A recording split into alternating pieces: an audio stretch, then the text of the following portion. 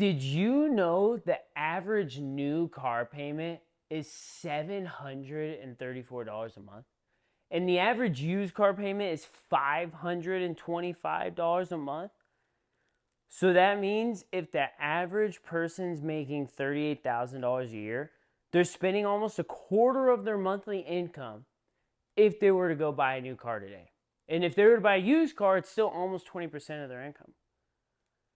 When did this become acceptable?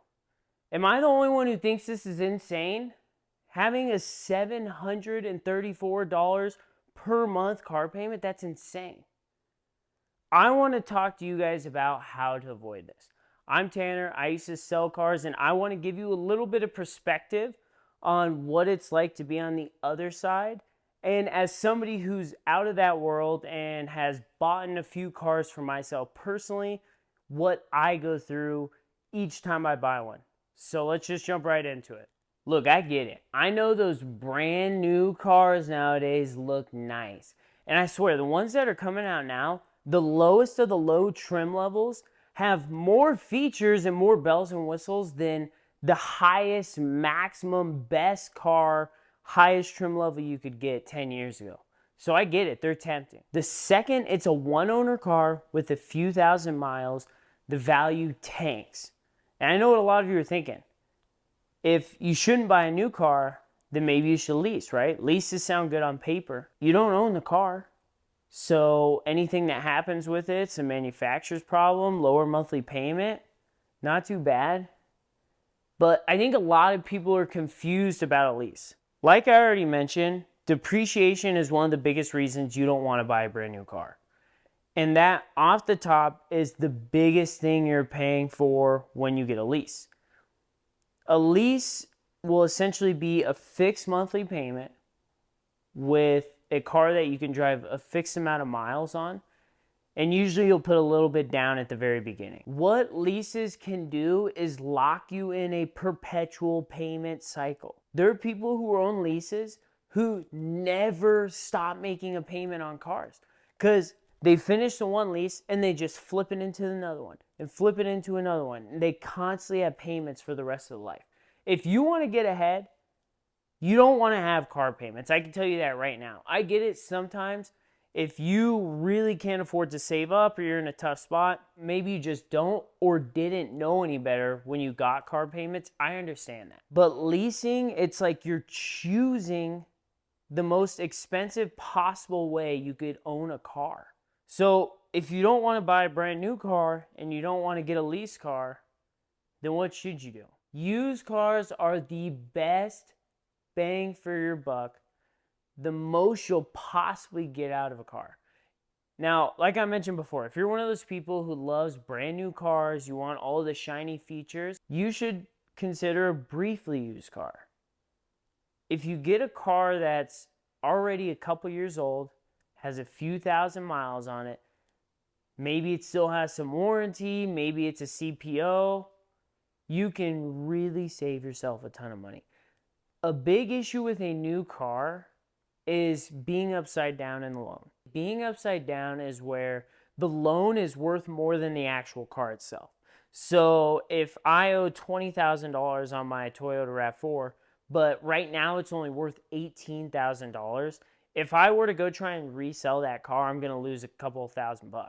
By getting a used car, you're way less likely to be upside down. Now, even with a new car, you can get past it. If you own the car for long enough, and also we've had a crazy car market, so it does happen, but it's much more likely that you'll be upside down with a new car compared to a used car. So going back to what I was saying, get something that's briefly used, couple thousand miles. They're practically as good as a new car. Still has all the good features that you've wanted that have kind of come out in the past couple of years. Still has low mileage, so it's pretty reliable. And then most importantly, it may still have some warranty. Now, I mentioned a CPO. Certified pre-owned cars are like a golden nugget. If you can get your hands on one for a good price, you can save yourself a lot of hassle. That's the key thing, though. You can find CPOs everywhere, but finding a good price is going to be tough. The CPO market is so competitive. The manufacturer has done a 150 or 200 point inspection on the car and essentially guarantees it for a certain amount of time. Another huge upside to a CPO is you can get similar rates as you can get to a new car. With used cars, it's technically, now it depends on the car, depends on how new or how old it is, but used cars are known for not getting as good as interest rates as brand new cars get because it's considered more risky. So a CPO, because it's a CPO, generally can get much better interest rates than your average used car. A huge thing I want to mention, because I already talked about payments with new cars, used cars, and leasing, is buying a car cash. If it is possible at all, you should buy the car cash. But if you absolutely can't, and you're gonna finance it, put some money down, do a shorter term loan, and just try and pay it off as quick as possible. So like I was just saying with the CPO, you get a little bit better interest rates than you would get with your average used car. The thing is about interest rates is they're set in stone, the rate is set in stone, but the amount is not. So if you get a car that's 5% interest for 60 months, you pay it off in 30 months, you're paying half the amount of interest you would pay. So the faster you pay it off, just like with a house, the better, really the less interest you'll pay. So these are things to think about if you're going to finance a car. Coming from somebody who's worked on the lots and sold cars, if you just come in there, good credit, you don't know what you're looking for, you don't even know what price point you're in, I'm going to do everything I can to put you on the car that I want. I am going to try and make that decision for you. Once you get in a car and drive it and see how it feels and you picture yourself owning that car, you're significantly more likely to buy that car. So you want to go into the dealership with a game plan. Number one is picking the car probably at least a month in advance. I've used all the websites, I've used all the resources we have, and I've narrowed it down to the exact car that I want that's at dealership A. Now that I know it's there, I know the price point I'm in, I'm going to go and try and get a pre-approval.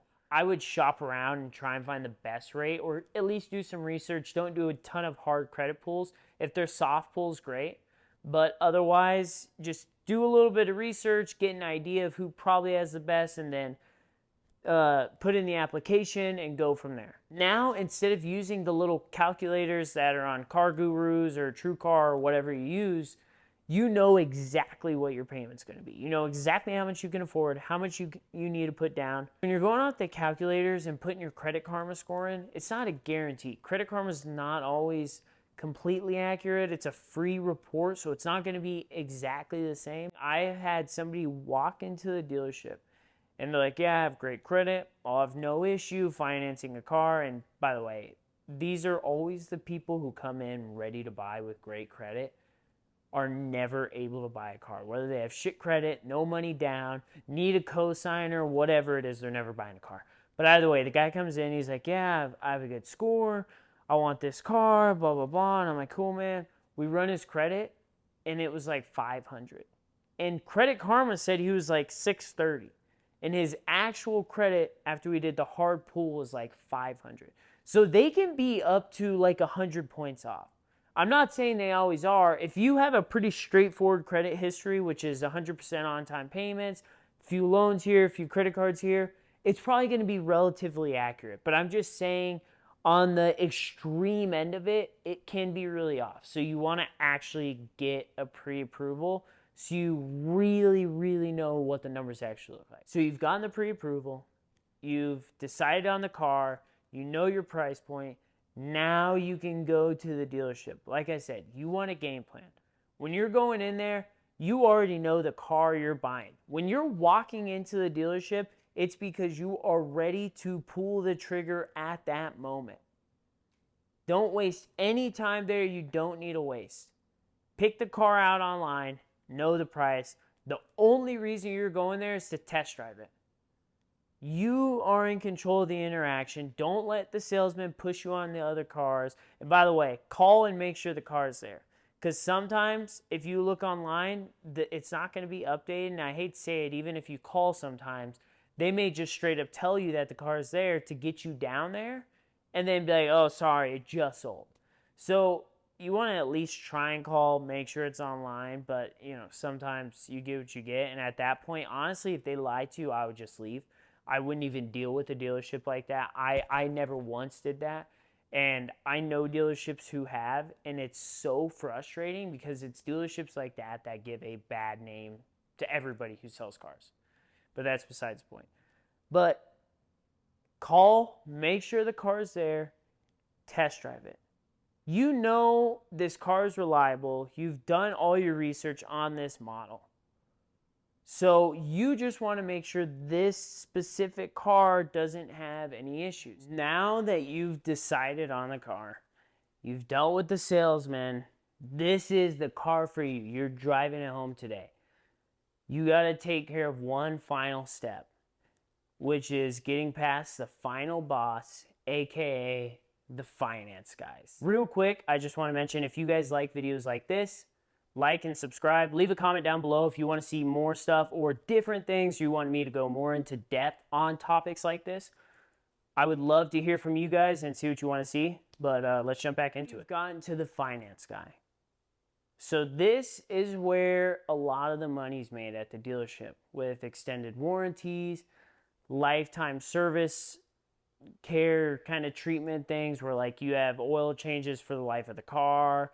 Are you going to get a powertrain warranty or bumper to bumper? This is where they're really going to try and push some things on you. Now I'll say this, because not every dealership is created equally. Some may have actual good options. Like for you at the dealership you go to, maybe it makes sense to do the oil changes and maintenance for life. You're paying for convenience, but some people like the fact that they can literally drive into the dealership whenever they need to and get maintenance taken care of. Usually it's going to be a little bit more than it would be if you just did it regularly, but some people like that. Some people like the idea of paying for it up front, making it convenient. You drive into the dealership, they take care of it, and you're done. So you got to make the decision on what's right for you. What I can say is do a little research before. Know what to expect when you walk in there. What kind of warranties are they going to offer you? What kind of extra add-ons? Are they going to try and boost the monthly payments? Just know what they're going to ask and know already what you want to say yes and no to. Now, obviously, there's times where that'll change. You may say, I'm going to say no, I don't want to do the maintenance plan. Then you get in there and it's like such a good deal that you're like, okay, forget it, I'm going to take it. But you want to have a pretty good idea in mind, maybe even like a set number, like I will not, no matter what, go above this number. So you can't let them just jerk you around. And you're in control of the interaction. You're the one buying the car. Don't let them push you around and convince you to buy things you don't want to buy. I think a lot of car salesmen and finance guys in the dealership get a really bad rap. There are good dealers out there. There are dealers who legitimately just want to sell you a car that you're going to enjoy and you're not going to want to resell in a couple of years, or it's not going to be breaking down on you. You just got to find them. So the whole theme of this episode is just do the research. Know what car you want. Know if you want to do financing. Know what dealerships are trusted and which ones aren't. We have a lot of great resources out there, so use them. Like I said, guys, again, I appreciate it. Leave a like and subscribe. I will see you next time.